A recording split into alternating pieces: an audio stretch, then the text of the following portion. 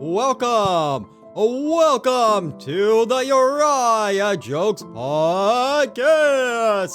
People around this time of year say, oh, the year has gone by so fast this year, oh. Well, you shouldn't be a mathematician because your math skills are horrible. It's been the same exact year in terms of time as any other year unless it's a leap year, you morons. And speaking of a man who's a moron and also gets the math question wrong, even if he has a calculator, because the answer to the question is not boomless. Now welcome your host, Uriah Wesman. Fantastic. It's like you kind of glitched out there. And I gotta say, I think people are gonna think we are both nuts. And then they're gonna ban us everywhere we go. There's gonna be a peanut ban as a excuse, as a pretext to ban Uriah's podcast because it's groundbreaking and sending you knowledge that you didn't even know you didn't need to know. But fantastic. I'm Uriah Wesman. That last guy is me in the past warning me of the dangers of drugs.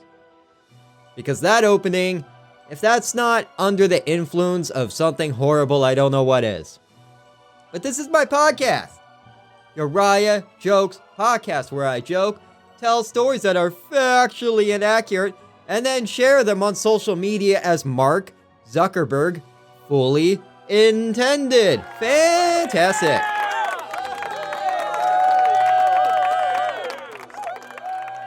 And you can find this podcast where you're listening to it now. Apple Podcasts, Spotify, Google Podcasts, everywhere. I put a Buzzsprout. I got it everywhere. I had this friend, more like an acquaintance. Not that. What word? A stranger at Starbucks. He said, I say Merry Christmas, not Happy Holidays.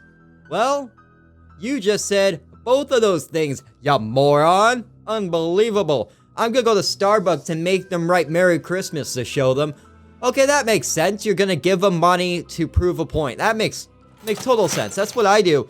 Anytime I get in an argument with somebody, I give them $100 to prove I'm right. That's what works. So there's an entire history of why people put trees in their houses, Christmas trees in their houses. And it's not because they lived in an unsafe neighborhood, a logger neighborhood. Hey, can you keep it down? Can you keep it down? Unbelievable. I'm trying to record a podcast for people to forget to not listen to. Ew. I'm not gonna get a tree this year. My roommate is a stoner. A real Stonehenge. You know what I mean? A connoisseur of the devil's lettuce. A Romanian head of lettuce, a head of state. I might try to smoke it. Because obviously by a roommate, I mean me. I mean like this reef here, I had to explain to not eat it. Fantastic. We're going to talk about the true story about where Christmas trees came from. The royal family had this one tree in their yard. The town drunks enjoyed peeing on it as an annual hooligan holiday tradition.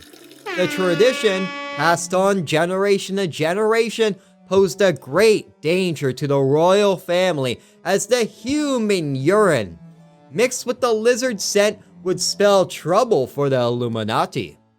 To save the royals' Christmas and protect the great lawn from smelling like piss and get pissed off, the presents would be soaked in urine, leading to the morning of childhood laughter and joy, to childhood trauma of piss-soaked gifts.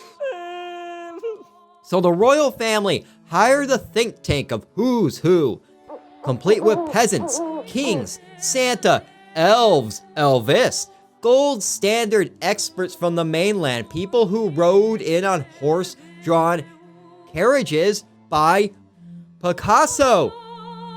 And George H.W. Bush, he was a painter, and even the hooligans themselves were invited but declined because they had a football game to watch their team lose to.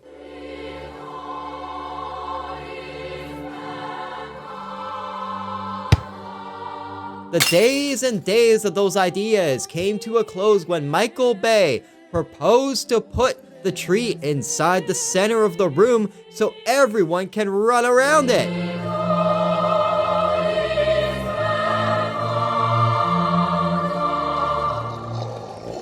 At first, a rumble of laughter echoed through the royal halls of royalty, shaking Michael Bay to his core, crumbling the very existence of his fabric of existence, causing him to move to LA to pursue directing. Looks like it's time to update the Wikipedia page. Wikipedia, I guess that's something you didn't know about Michael Bay. He exists because of the royal family, and the royal family exists because of the Illuminati.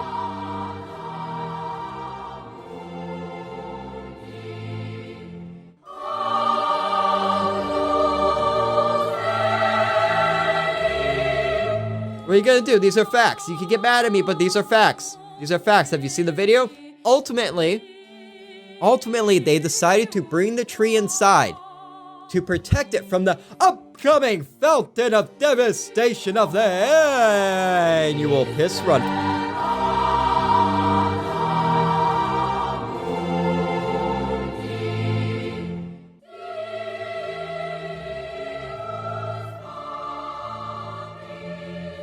The London News, in cahoots with the royal family, created the story that it was brought inside simply because it was an elegant display to put Christmas decorations using an interpretive dance and parents to celebrate the holiday season. But really, it was to protect the royal family from the piss stories. You heard whitewashing of history? This is piss washing. This is piss washing history.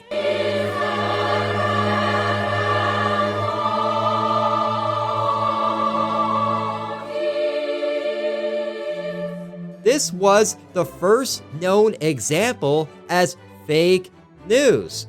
Was this piss washing of history. And here's a side fact. Hillary Clinton is the first one that started the whole fake news, fake phony news slogan.